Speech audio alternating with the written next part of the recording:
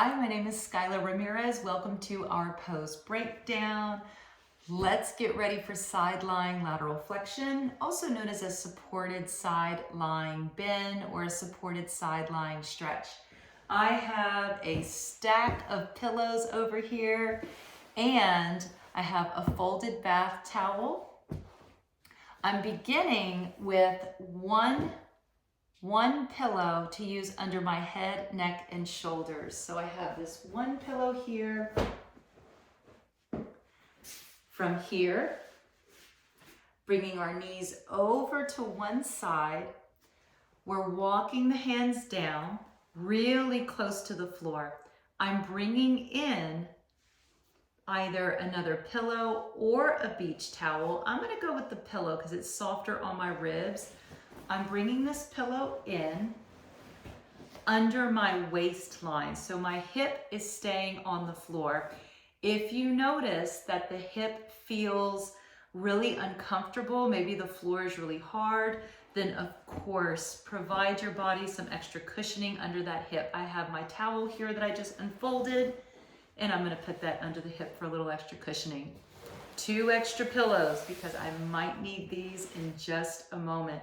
From here, I'm coming down into a side lying position, sliding my bottom arm out from under the body. This way I'm getting off of the top of the arm bone. This is called the humeral head or the humerus bone. So oftentimes what people will do when they lie down on their sides is they'll lie directly down on that humerus bone, and it can put excessive pressure of the bone into the shoulder cavity, wreaking havoc on various nerves, muscles, tendons, ligaments, connecting tissues, fascia as well. So what we want to do is get that arm out.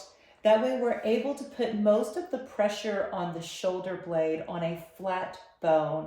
And as we put that pressure on the flat bone, usually what happens is there's an equal distribution of force, less pressure, less tension on the body. From here, I am in side lying lateral flexion already. There is a little bit of a curve here on the waistline. You can see that there is a lift here on the waistline. I can stay just like this, or we can explore so many different variations in this pose. So let's first look at the bottom arm. If the arm is comfortable to rest out on the floor like so, leave it.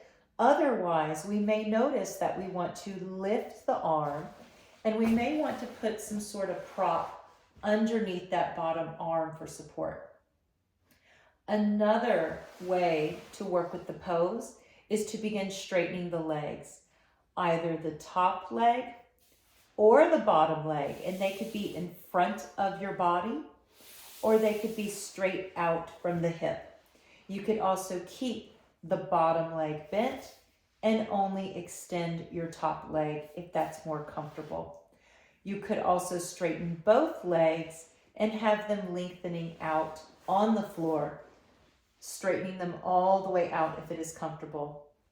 I recommend taking your top arm, inhaling, sweeping overhead, and then maybe exhale and bring it down. So moving the arm a few times, that way we loosen up some of the muscles and fascia connecting tissues that are around your rib cage and all around the side of the body, this clean side of energy that go under your armpit as well. At some point, if you want, extend your top arm overhead and it might touch the floor, or use one of the extra pillows to rest your hand onto a prop so that we're able to take as much tension as possible off of the shoulders. So there's no one position that your arms have to be in when you're in this side lying expression. Again, what's most important is that you are comfortable in the pose. Let me see if I can get my whole body into the frame. Back up a little bit. All right, coming into the frame here, extending the legs and extending our arms overhead. If you want another pillow, bringing a pillow underneath the thighs or between the knees. So it could appear that this is moving towards almost a half frog pose. They are different though. These are different postures. Let's take a look at the pose in a few more frames. You could have the pillow behind you, pillow between the knees, arm overhead, one hand here. Maybe instead of a pillow under the bottom leg, roll up the towel that's under the hip. So we have cushioning under the knees, between the knees, under the head, under the waist, and also elevation cushioning under the top extended arm. As we hold in this pose, think about breathing into the side of the lung. So often we do think about the lung in one plane of movement coming from the front of the body.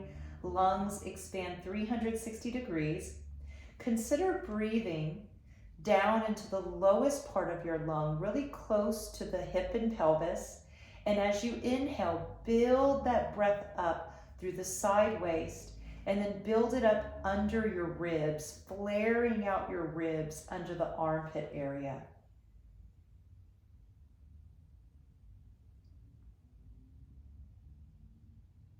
Inhaling, breathing down low into the uppermost part of your hip, lowest part of the abdomen. Roll the breath up through the side waist and up underneath your armpit around the ribs.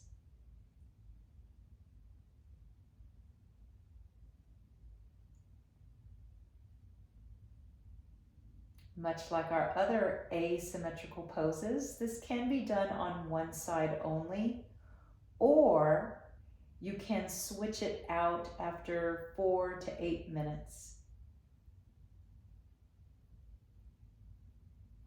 So here we are in our side lying lateral flexion position.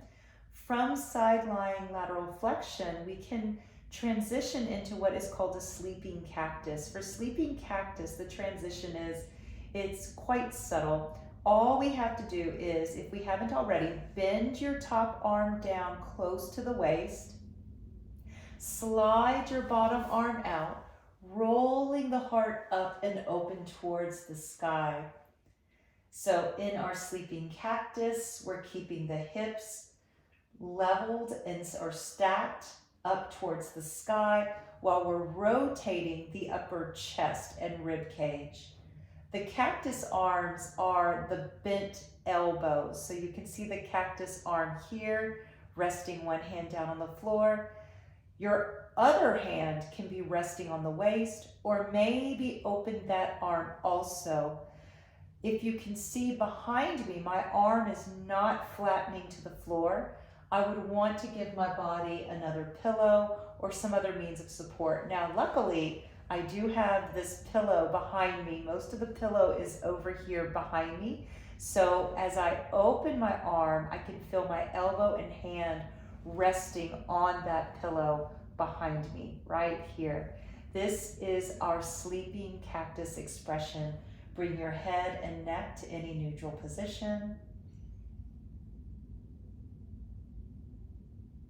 In this position, using more of a centered breath, breathing to the center of the chest.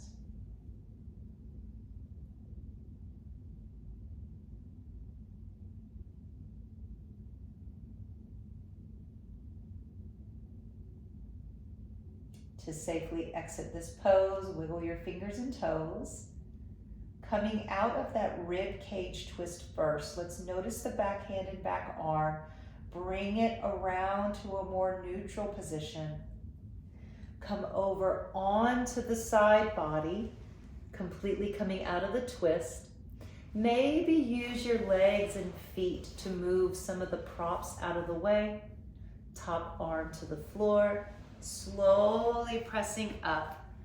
And we're able to come to that neutral seated position where it all began.